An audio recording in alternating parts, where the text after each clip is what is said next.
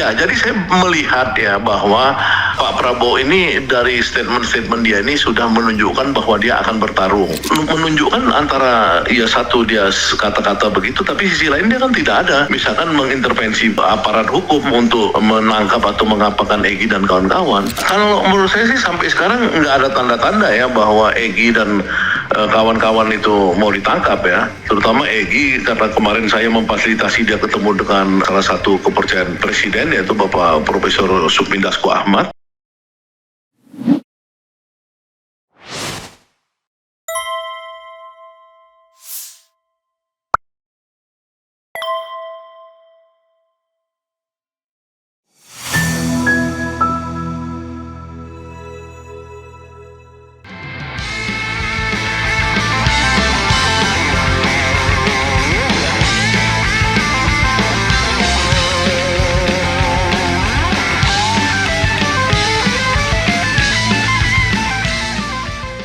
Ya, tapi kan makin mengonfirmasi bahwa Prabowo masih ada deal atau bergantung atau katakanlah apapun ya namanya terhadap Jokowi.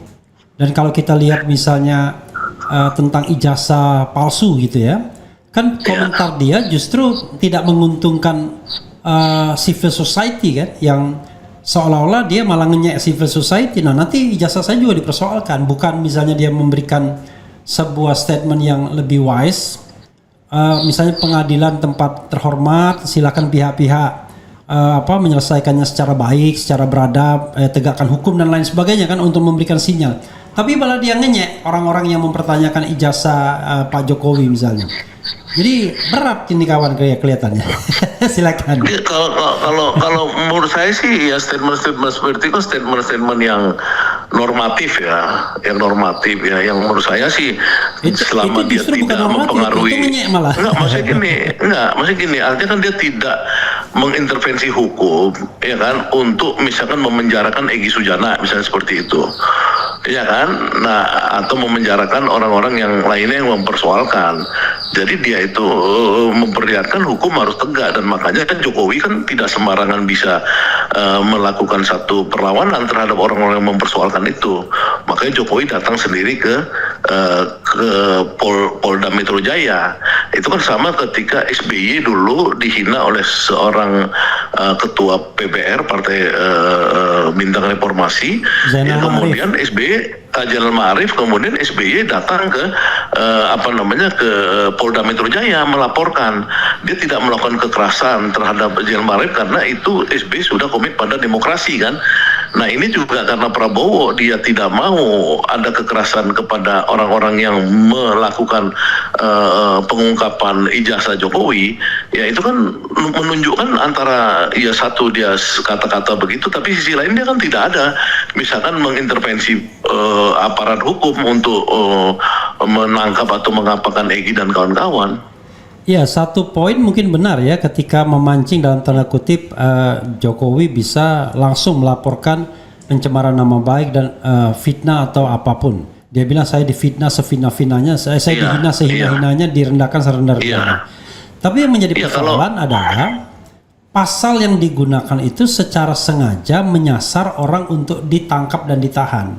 Kan kalau kita bicara mengenai penghinaan, bicara tentang pencemaran nama baik itu sudah diwadahi dengan pasal 310 KUHP, 311 dan 27A Undang-Undang ITE yang ancaman hukumannya kurang dari 4 tahun. Artinya tidak bisa orang ditahan. Tapi tiba-tiba masuk pasal selundupan 32 dan 35 yang di-entertain penegak hukum. Itu menunjukkan bahwa di satu sisi Prabowo ingin proses ini berlangsung secara baik, tapi di sisi lain kalau tidak diberikan sebuah semacam peringatan kepada penegak hukum, dalam hal ini polisi yang terkesan membela Jokowi ya dengan tidak adil, maka kan tidak jalan penegakan hukum yang kita harapkan dalam era pemerintahan Prabowo. Dan tinggal tunggu waktu itu orang-orang akan ditangkap dan ditahan kalau seandainya tidak ada yang namanya sebuah alarm ya, maka tragedi Anda itu akan terjadi lagi, orang ditangkap-tangkapi tanpa kesalahan yang jelas. Silakan. Ya, kalau menurut saya sih sampai sekarang nggak ada tanda-tanda ya bahwa Egy dan kawan-kawan itu mau ditangkap ya.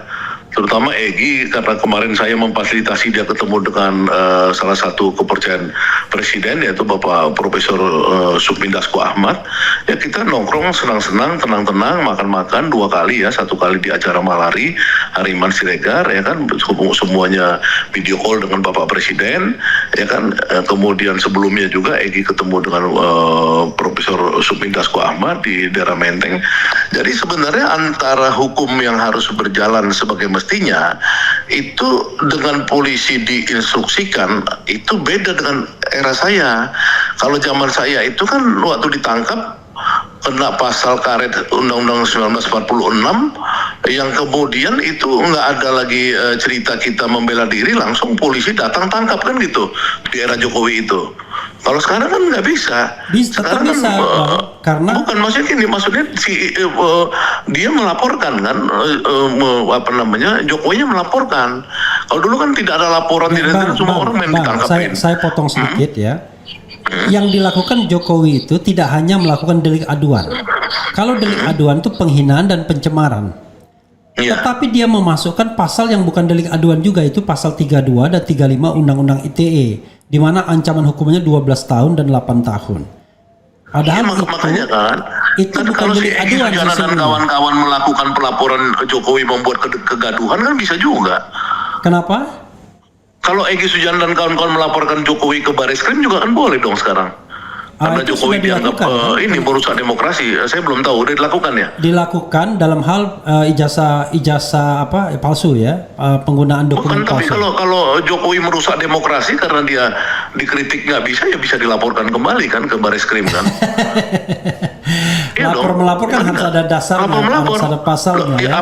Iya kan, si Egy kan jago pasal tuh, jago buat pasal tuh Egy. Tapi kalau kita bicara tentang kegaduhan, putusan MK sudah mengatakan kegaduhan itu sifatnya harus fisik, bukan ya, sifatnya. Maksud saya gini, kalau saya nggak berkeyakinan bahwa polisi rejim sekarang ini adalah polisi yang seperti era Jokowi. Kalau sekarang tuh ilahnya udah tanam pohon, ya kan, sama Rocky Gerung, ya kan, cinta lingkungan apa, mereka juga saya lihat kan nggak sembarangan.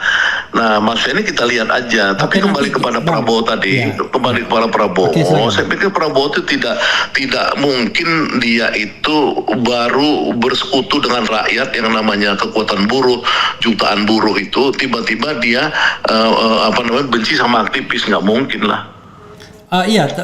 Itu ada 2 hal ya. Kita akan lihat nanti secara post factum apakah nanti Roy Suryo, Dr. Tipa dan Rismon akan ditangkap dan ditahan atau tidak. Karena tidak ada alasan untuk penangkapan dan penahanan, bahkan betul nggak ada alasan untuk pencemaran nama baik pun tidak bisa, karena Jokowi masih pejabat publik, dia kan masih Dewan Penasihat dan Antara, itu satu. Yang kedua, saya kok merasakan ya, yang dienyek oleh Prabowo itu orang-orang yang selama ini kritis terhadap pemerintahan. Misalnya dia selalu ngomong demo ditunggangi asing.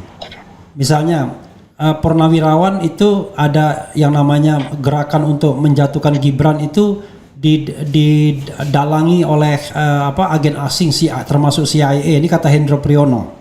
Luhut Binsar Panjaitan mengatakan mereka-mereka yang mau melengsarkan Gibran itu kampungan.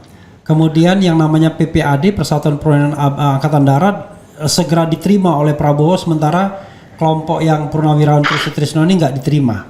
Jadi ada kesan ya, termasuk juga kemudian ketika dia menanggapi soal ijazah nih, ada kesan Prabowo jauh lebih alergi terhadap kelompok-kelompok kritis. Kalau saya menganalisis itu kan yang paling tinggi di situ dalam hierarki yang perlu kita bahas itu kan soal Kunto dan Trisno.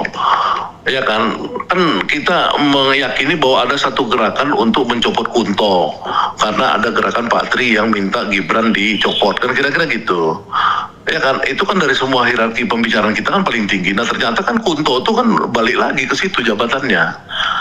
Iya, kalau saya lihat misalnya ya, kalau soal Kunto ini kan ada yang namanya personal relationship lah, ya kan, ada sejarah Trisno dengan Pak Harto dengan Prabowo dan lain sebagainya, dan tidak mungkin juga dia melukai Trisno yang merupakan katakanlah orang paling senior sekarang. Tetapi circumstance dia kan tidak begitu. Circumstance Prabowo itu malah ngenyek Purnawirawan itu kan. Luhut. Itu kan circumstance ini kan memang disitulah memang yang saya lihat ini kan sekarang apakah kan begini, dulu itu Pak Prabowo saya lihat ini kan transisi itu kan pemikiran dan policy, kebijakan. Ya, kebijakan dia itu berubah dari yang tadinya banyak ilegal mining, ilegal kebun sawit, ilegal semua diambil sama negara. Ya kan, itu kan kebukti itu diambil negara, dikasih, sekarang dibawa Pak Satgas Pak Sapri Samsudin segala, pagar laut apa segala, kan dia melakukan itu. Bahwa ada perlawanan ini kan sama di mana-mana, kekuasaan itu pasti ada yang orang-orang di sekitarnya itu menikmati keuntungan, yang itu berusaha untuk membuat Prabowo ini matanya tertutup. Nah, kalau kebijakan itu sudah dilakukan kan tinggal personil. Nah, bagaimana personil ini dia tuntaskan, misalkan orang memang menuntut dalam 6 bulan ini, perwira jenderal itu juga menuntut dalam 6 bulan ini ada dong Pak, ini reshuffle kabinet, ada dong ini, ada dong itu. Nah, itu kita lihat dong, ini kan masih belum tahu kita. Ya, setelah 6 bulan ini Bang, masih ada.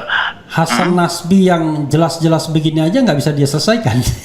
Sorry. Ya, makanya kita lihat kan, ini kan maksudnya Hasan Nasbi itu kan bukan kabinet kan, dia kan cuman PCO yang udah diturunkan pangkatnya, bukan jubir lagi, ya kan. Nah, tapi kita lihat aja nih Pak Prabowo ini punya langkah apa. Kalau saya sih berharap dalam 1 bulan ini kita lihat ada perubahan nggak gitu. Kalau menurut Mungkin itu, Anda kalau saya, akan ada perubahan nggak dalam 1 bulan ini? Dan apa indikator perubahan itu? ya harusnya ada perubahan, ada beberapa menteri harusnya berganti, ya, kemudian ada kebijakan-kebijakan yang lebih populer di mata rakyat, ya, yang membuat rakyat tuh lebih terwakili aspirasinya, apakah Dewan Buruh Nasional, apakah Dewan Tani, Dewan apa itu, yang kemudian bersama Prabowo itu membangun kekuatan, istilah Bung Karno itu mahforming and awakening gitu loh. Jadi bisa aja dalam waktu cepat nih Bung Karno itu Pak Prabowo itu mengambil langkah seperti Bung Karno, mencari sekutu baru untuk menguasai permainan. Ya, tadi Abang mengatakan seharusnya. Kalau menurut Abang, kira-kira terjadi atau enggak menurut analisis Abang? Jangan hope, tetapi analisis. Ya makanya kan kita lihat analisis, lihat tren kan. Ya. Nah, kita kan yang nggak tahu, ini udah 6 bulan, kita lihat aja kan, dia tidak ada memarahi orang-orang yang purnawirawan, itu nggak dimarahin kan, nggak ada. Pak Prabowo itu mengapresiasi aja bahwa kawannya ada yang melakukan tandingan, karena orang-orang seperti Pak Agung, Pak Wiranto, Pak Hendro, kan dia mungkin kepentingan terganggu. Pak Luhut, kalau ada orang-orang seperti Sunarko, Trisno, yang kalau menurut saya a few good men lah di Indonesia itu orang-orang yang saya sebut barusan itu, orang-orang baik ini memang selalu mengganggu kan, buat mereka gitu loh. Jadi itu pertarungan aja. Oke, Bang, silakan closing statement. Ya, jadi saya melihat ya bahwa Pak Prabowo ini dari statement-statement dia ini sudah menunjukkan bahwa dia akan bertarung, ya, dari soal pengkhianatan terhadap Indonesia oleh Musso dan Kartosuwiryo. Hari ini dia sebutkan ada pengkhianatan bersekutu dengan asing, kemudian dia hidup mati bersama buruh untuk melawan oligarki, kemudian dia tidak ya kira-kira dia Kunto Bali itu dia senang lah menjadi pangko Gapwilhan itu. Banyak lagi yang saya lihat itu fenomenanya Prabowo ini pada akhirnya akan memenangkan pertarungan terhadap oligarki dan sekutu-sekutunya itu. Itu harapan saya. Termasuk terhadap Jokowi. Iya pastinya lah menurut saya. Okay. Ya analisa saya begitu pastinya. Oke, Bang, makasih. Assalamualaikum warahmatullahi wabarakatuh. Waalaikumsalam warahmatullahi wabarakatuh. Sehat selalu. Oke. Ya, saudara sekalian, itu tadi pendapat dari Syahganda Nainggolan ya. Kita butuh perspektif yang berbeda. Beliau orang yang for the time being optimis terhadap Prabowo Subianto. Kalau saya terus terang nano mix up, ini Prabowo mau kemana sih langkahnya ya? Di satu sisi kita mulai berpikir, wah ini dia berani nih menjauh, memberikan garis demarkasi terhadap Jokowi dengan fenomena Hasan Nasbi, orang Jokowi yang kemudian berhenti. Bahkan Sagana mengatakan, itu nggak mungkin dia mengundurkan diri, nggak ada tradisi Indonesia, itu disuruh diberhentikan. Tapi dan kemudian ada juga fenomena Kunto Wibisono, kemudian ada fenomena Gibran yang nggak dikasih job dalam tanda kutip. Kita berpikir, wah ini Prabowo mulai berani. Tapi begitu dia mereinstall Hasan Nasbi, kemudian dia seolah-olah ngenyek terhadap gerakan yang mempertanyakan ijazah Jokowi yang mengatakan nanti ijazah saya juga akan ditanya dan lain sebagainya. Termasuk juga dia selalu melontarkan sinyalemen ditunggangi asing dan lain sebagainya. Itu ala Orde Baru. Orde Baru kan begitu kan. Siapapun yang mengkritik pemerintah itu dianggap ditunggangi oleh kepentingan asing. Padahal yang namanya asing itu menunggangi kepentingan pemerintah jauh lebih banyak. Kan pemerintah kita ditunggangi kepentingan China dan lain sebagainya. Orang-orang circle dalam pemerintahan yang bisnis nikel dan lain sebagainya, kita cek saja itu juga berhubungan sama China, jauh lebih ditunggangi kepentingan asing ya. Tetapi sekali lagi memang kita harus tunggu nanti bagaimana ini barangnya, apakah kemudian bisa kita harapkan dan atau kita cuma omong-omong saja selama 5 tahun ke depan dan akhirnya kita akan tahu oh iya ya, he is doing nothing. atau nanti he did nothing ya, kita nanti akan melihatnya ya. Jadi menurut saya tidak memberikan endorsement tapi tidak juga kemudian totally pessimistic. Jadi saya tetap wait and see, menunggu. Kalau Sahganda dia melihat sisi-sisi yang strong dari pemerintahan Jokowi. Jadi kan ini kan a matter of analysis. Jadi orang bisa saja melihat satu fenomena itu seperti gelas. Apakah itu separuh ataukah itu separuh kosong ataukah itu terisi separuh, ya kan? Tergantung. Kalau perspektifnya positif mengatakan gelas itu terisi separuh. Tapi kalau perspektifnya pesimistis, gelas itu tidak terisi separuh. Jadi itu perspektif saja. Esensinya kadang-kadang sama ya, esensinya Prabowo dan tindakannya. Tapi nanti secara post factum nanti akan ditentukan siapa yang sesungguhnya menganalisis secara benar. Bisa orang yang optimistis seperti Sahganda atau orang yang pesimistis seperti yang lainnya. Said Didu misalnya dan lain sebagainya. Oke saudara sekalian, itu saja ya. Nanti kita akan tanya ahli lainnya ya barangkali. Biar kita fair untuk melihat bagaimana kok Hasan Nasbi akhirnya gagal dimundurkan. Wassalamualaikum warahmatullahi wabarakatuh. Keren. Cadas. Ciao. Banyak hal yang ingin saya saya kan lagi membaca kasus Hasto gitu ya. Kasus Tom Lembong. Saya termasuk orang yang berpikir ya dan berharap bahwa di era Prabowo tidak ada lagi tragedi seperti yang Abang alami. Menulis, berpendapat, dilindungi oleh konstitusi, ternyata dengan mudahnya ditangkap, dipenjara dan tidak ada perlawanan dari masyarakat apapun yang kemudian membuat ini bergulir menjadi suatu protes yang besar misalnya. Nah, saya berharap bahwa tidak boleh ada orang yang dipenjarakan karena dia berpikir.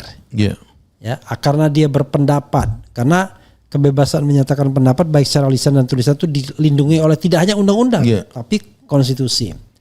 Bahkan saya juga mengatakan konsep kita ini yang barangkali terlalu teoritis, sovereign people sovereignty, kedaulatan rakyat. Dan kedaulatan rakyat itu dilaksanakan menurut undang-undang dasar, bukan menurut undang-undang ITE atau KUHP. Tapi pada era ini kita lihat ada Tom Lembong yang semua orang berteriak dia nggak salah, nggak ada kerugian negara, tidak terima duit, jaksa ngomong begitu, hakim ngomong gitu, toh 4,5 tahun. Hasto ya mungkin ada salahnya karena dulu dia bagian dari kekuasaan, tapi diproses setelah 5 tahun setelah tidak lagi menjadi penguasa. Dan lucu prosesnya di era sekarang, ya kan? Ada hal-hal yang kemudian meresahkan kita, termasuk juga ijazah palsu misalnya. Bagaimana mungkin orang melakukan investigasi sebagai bagian dari kedaulatan rakyat, partisipasi warga negara, mempertanyakan keabsahan ijazah seorang pejabat publik yang dimana ijazah itu pernah digunakan untuk presiden, tapi hari ini orang gendang semua, dipenjarakan. Kok sedih sekali ya tinggal di Indonesia, horor gitu. Pembicaraan ini pun tidak bebas juga. Besok-besok tiba-tiba kita berdua dipanggil karena Anda sudah menghina kekuasaan. Dan celakanya kekuasaan orang lain bukan kekuasaan Prabowo. Silakan. Ya, jadi kan gini, yang saya sudah sebutkan tadi bahwa ini kan ada transisi. Ya, orang yang menang dengan kudeta merangkak ini, quote and quote ya, kudeta merangkak ini kan memang mengalami problem bagaimana melakukan satu pengambilan kekuasaan itu ya dari tangan oligarki, Jokowi dan lain secara mulus dan sukses, kan itu takes time saya lihat. Jadi misalkan waktu ijazah palsu itu ketika Egy dan Profesor Egy dan Profesor Dasko bertemu di mana ada saya. Ya kan, Egy kan nanya, aku nih ketemu Profesor Dasko sekarang, aku mau tanya, dia bilang. Apakah aku dilarang nggak soal mempersoalkan ijazah Jokowi, ijazah palsu? Prof Dasko bilang, kenapa gua mau ngelarang lo, dia bilang. Itu kan hak lo. Hak menyatakan pendapat apa segala. Jadi sebenarnya saya melihat dari ringnya Prabowo ini clear gitu loh. Ya kan nggak ada larangan, nggak ada ini. Ya kan itu dianggap kebebasan aja. Bahwa ada keributan timbul apa segala itu urusan lain. Tapi kan bahwa itu orang menuntut. Ya kan karena dia pejabat publik. Ya kan jadi sebenarnya siapapun pejabat publik itu boleh dipertanyakan. Iya nggak? Nah itu saya lihat itu. Nah yang kedua dalam kasus Tom Lembong. Itu sejak awal saya lihat Habibur Rahman yang juga orangnya Prabowo itu menyatakan jaksa hati-hati loh ya untuk kasus Tom Lembong kan begitu ya enggak. Tapi kan dalam perjalanannya ini ya itu kan mungkin ya kita lihat bahwa memang dominasi ya atau agresivitas dari kelompok Jokowi ini membuat yang tadi yang etika Jawa apa segala ini ya itu yang memang itu kadang-kadang kita nggak bisa ini ya maksudnya seperti saya juga misalkan Hasto ini itu saya udah lihat bahwa berkali-kali itu saya lihat Prabowo terutama dimotori oleh Pak Dasko itu saya lihat semakin akrab dengan Mega dengan komitmen bahwa someday Hasto itu tidak ada urusan penangkapan waktu itu sebelum penangkapan kan bahkan setelah dia ditangkap Hasto ada lagi pertemuan Bapak Presiden dengan Ibu Megawati di 1 Juni ya kan pas Hari Pancasila misalnya seperti itu kan kita lihat ada effort untuk membuat ini udahlah ya kan kalau untuk urusan Hasto ini kan sebaiknya itu ini bukan big case ya masa urusan 600 juta perak ya kan hari ini kan hakim membuktikan bahwa tidak ada obstruction of justice. Ya nggak ada kan obstruction of justice kan artinya memang Hasto ini tidak ada melakukan perintangan itu hakim sendiri yang ngomong. Jadi ini perkara cuma perkara 600 juta.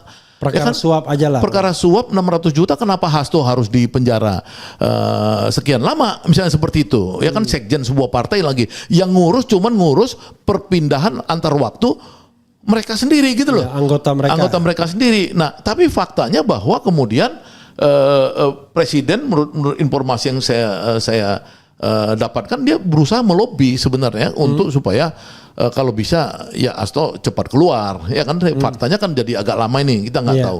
Begitu juga Tom Lembong ya saya pikir Tom Lembong itu tidak punya permusuhan dengan dengan Prabowo kan.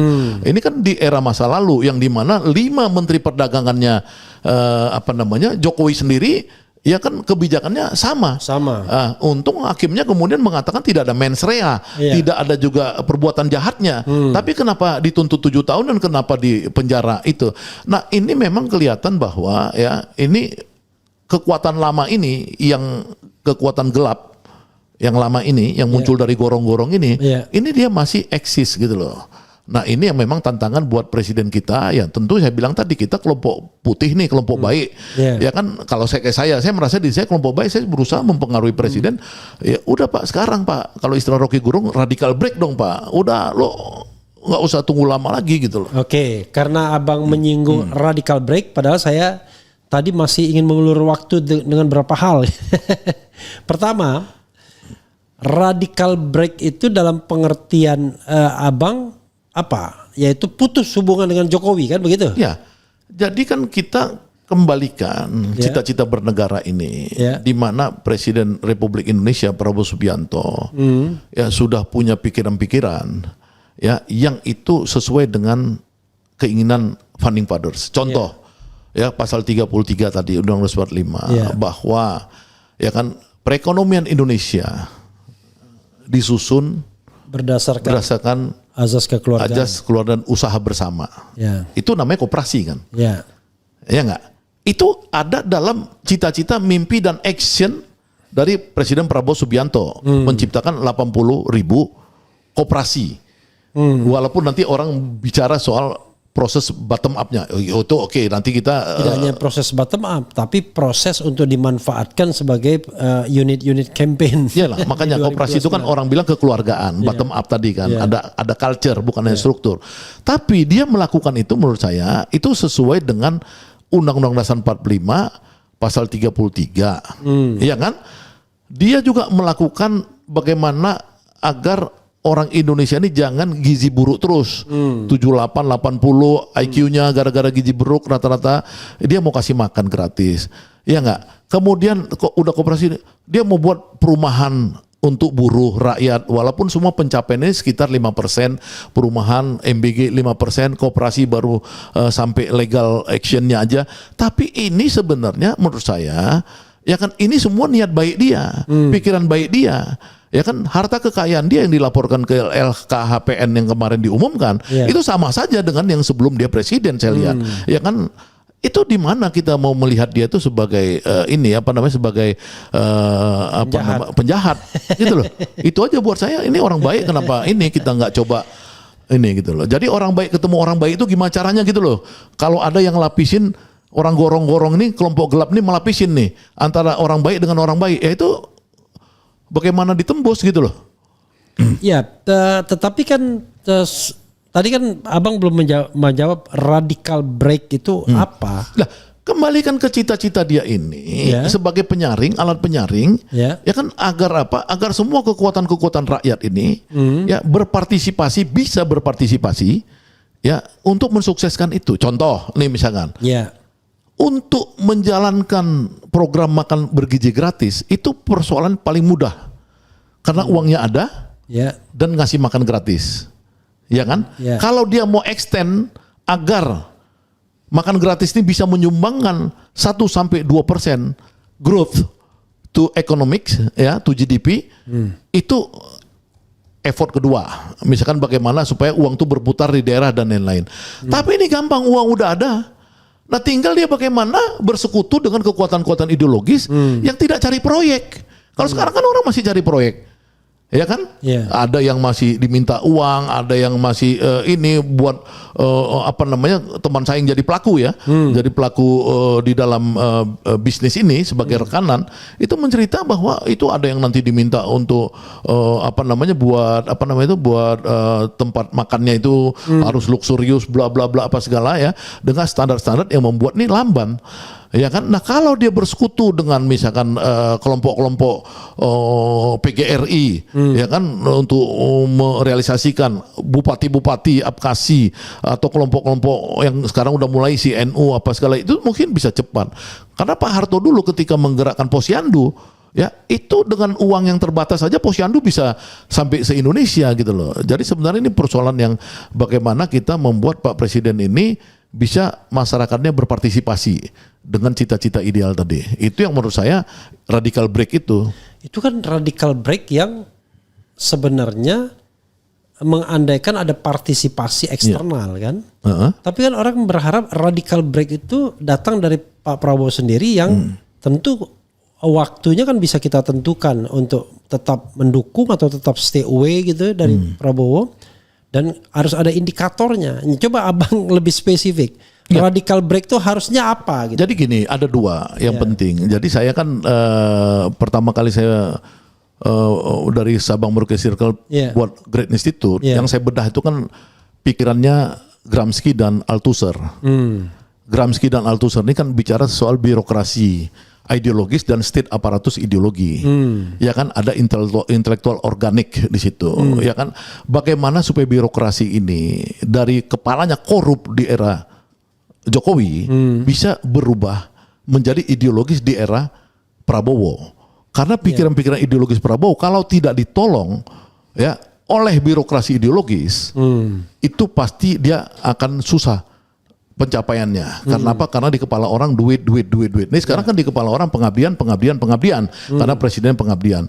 Yang kedua, pikiran Althusser misalkan tentang ideological state aparatus itu, bagaimana melibatkan kekuatan society ya untuk menjadi defense pembela dia di dalam melangsungkan program-program itu. Nah, ini jadi memang harus kerja keras ya agar bagaimana jajarannya presiden ke bawah ini semakin ideologis. Praktisnya gimana? Praktisnya ini harus membersihkan dari mulai kabinet-kabinet yang tidak ideologis itu. Ya, itu dipinggirin aja gitu loh. Nah, jadi bukan soal pinter. Ya, misalkan Pak Presiden lihat orang banyak yang bodoh-bodoh sekolahnya entah dari mana, tiba-tiba bisa jadi menteri ini, menteri itu apa segala. Oke, orang bisa belajar karena bodoh dia bisa belajar. Asal jangan mau jadi dokter, misalkan tiba-tiba sekolahnya nggak jelas mau jadi dokter, misalnya kayak gitu, ya kan? Tapi kalau misalkan orang itu ideologis, mungkin pelan-pelan dia bisa menyesuaikan diri, kapasitasnya bisa bagus. Ini lu tahap 1 untuk radical break ini. Jadi lebih konkret lagi, ya resapel kabinet ya, dan resapel orang-orang yang nggak beres ya di pemerintahan, di TNI, di polisi dan lain-lain. Itu Prabowo harus cepat meresapel itu untuk melihat yang orang-orang yang bisa mengikuti ideologi dia, ya itu dieksekusi. Ya, dia sering ngomong, kalian saya pecat, kayak kemarin di ini kan di Klaten. Kalau kalian nggak bisa sesuai dengan cita-cita saya pecat. Nah, lakukan aja Pak. Itu loh yang penting dalam evaluasi setahun ini ya dia pecat aja sebanyak-banyaknya orang yang secara ideologi tidak cocok dengan dia gitu loh. Oke, karena Anda ngomong pecat memecat, saya mau nantang Anda.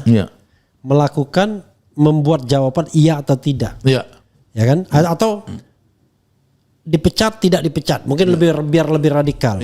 Jadi saya mau sebutkan nama, Anda tinggal jawab dipecat tidak dipecat. Nah, itu saya belum sampai riset ke nama. Oh, belum sampai karena baru mulai saya risetnya kan karena asumsi saya itu kan Oktober 1 tahun. Jadi tim saya di Great Institute ini ya sedang sampai ini mulai ke nama ini. Nama itu maksudnya menteri ini skornya berapa. Kalau sekarang saya memang baru akan karena kita kan acuan saya setahun. Jadi Anda belum bisa menyebut siapa yang harus diganti misalnya sekarang? Kalau 1-2 sih yang misalnya kayak Budi Ari udah harus dong karena dia ada masalah itu kan.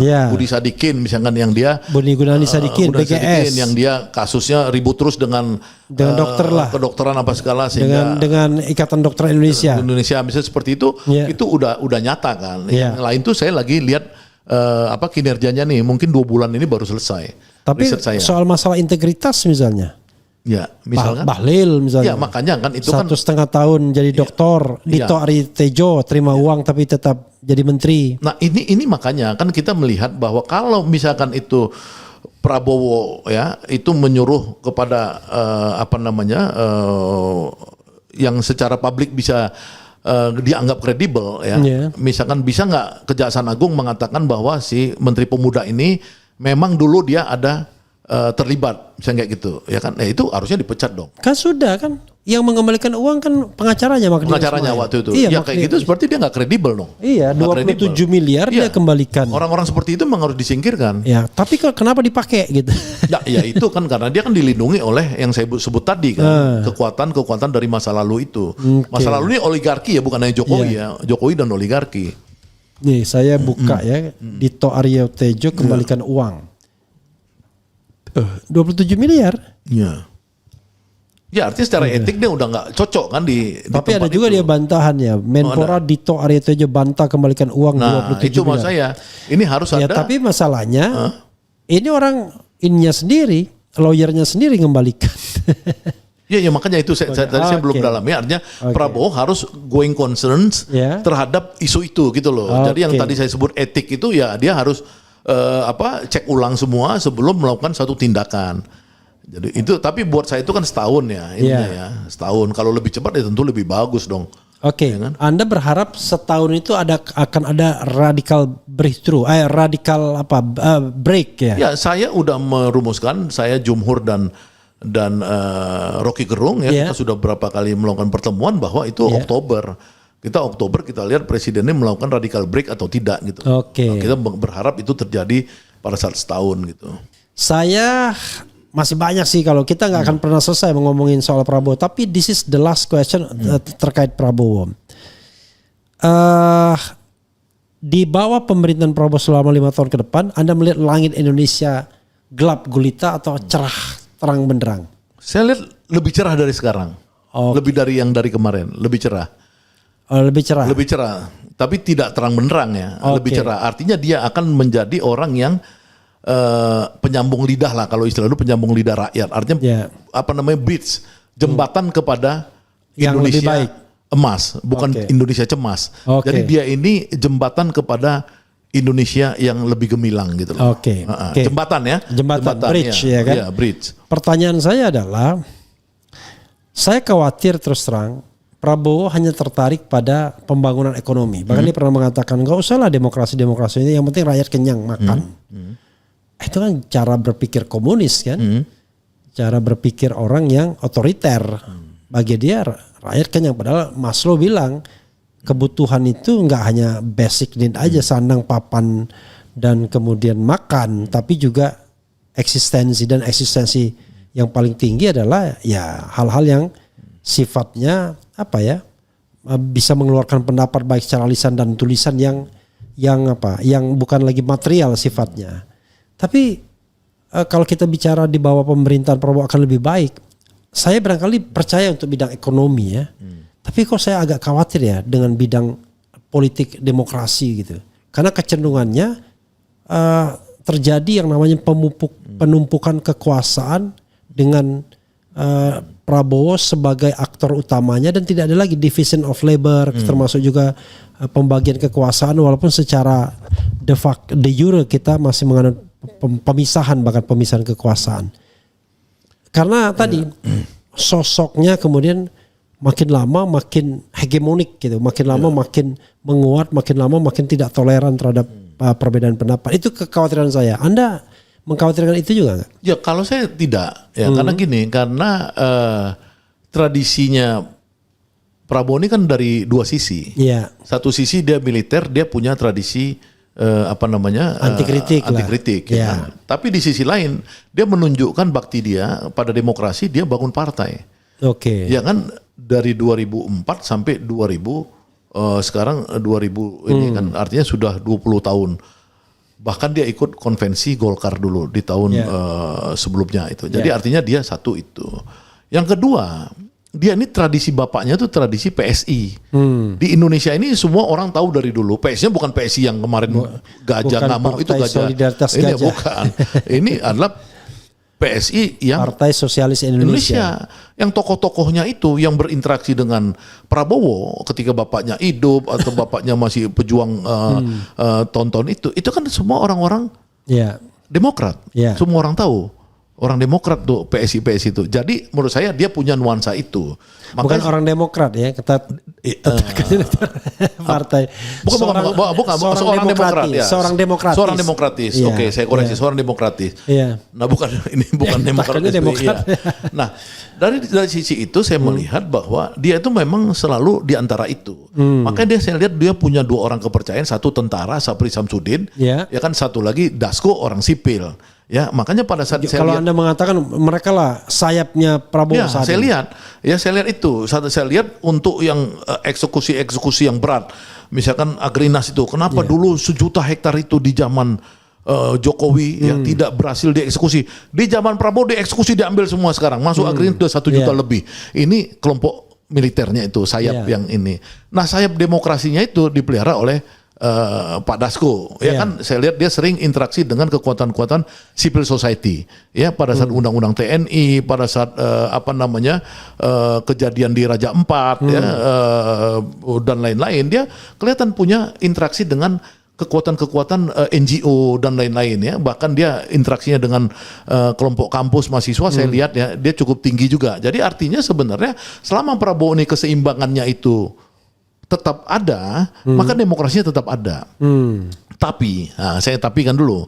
Tapi memang saya melihat bahwa demokrasi Prabowo ini cenderung dia pengen mengarahkan kembali ke Undang-Undang 45 yang asli, yang dulu, yang terpimpin. Iya, artinya demokrasi dalam ruang lingkup musyawarah mufakat. Ya kan, ini memang kan satu tantangan buat kita untuk men-challenge kan diskursus, nggak ada masalah, itu biasa. Kelompok Masumi aja misalkan, ya, yang dimana saya merasa bagian dari itu, misalkan cara berpikirnya juga sama musyawarah mufakat juga. Iya. Apalagi kalau NU yang dia kiai kan itu mungkin lebih strong lagi pada wali-walinya, pada gus-gusnya dan lain-lain. Jadi saya pikir itu Prabowo pengen kembali itu memang satu bentuk demokrasi yang diinginkan, demokrasi versi yang tidak sebebas-bebasnya. Iya memang kalau kita lihat statuta dari Gerindra kan kembali pada Undang-Undang 45 kalau nggak salah. Statuta atau istilahnya apa ya? Atau doktrin atau apa. Tapi Prabowo nggak pernah tuh ngomong pengen kembali itu rasanya. Atau karena Anda lebih... Enggak, saya ngamatin ada. Saya ngamatin misalkan gini. Saya ngamatin setiap Prabowo itu ngomong tentang Undang-Undang Dasar 45 pasal 33 yang harusnya 5 pasal. Iya. Dia setiap pidato tuh sampai ke 3 aja. 3 ayat. 3 ayat. Iya. 4 demokrasi ekonomi dia nggak ngomong. Iya. Ya kan, kelima apa itu? Efisiensi apa-apa ya, gitu. itu demokrasi ekonomi. Yang kelima apa itu? Itu dia nggak omongin. Jadi 3, misalnya kayak gitu. Jadi saya lihat dia instingtif dia tuh dia selalu pengennya kembali ke Undang-Undang 45 yang asli. Saya ada melihat beberapa kali dia ini. Dia menginginkannya kalau bisa kita jangan gontok-gontokan, jangan seperti sekarang demokrasinya terlalu pemilu ini gitu-gitu loh. Saya kalau pemilu dia bilang memang messy, kemudian costly dan tiring. Tiringnya, ya tiring gila itu, gitu. Capek. Gitu. Melelahkan, berantakan dan mahal gitu ya. Yeah. Oke, banyak hal yang bisa kita diskusikan sebenarnya. Oke.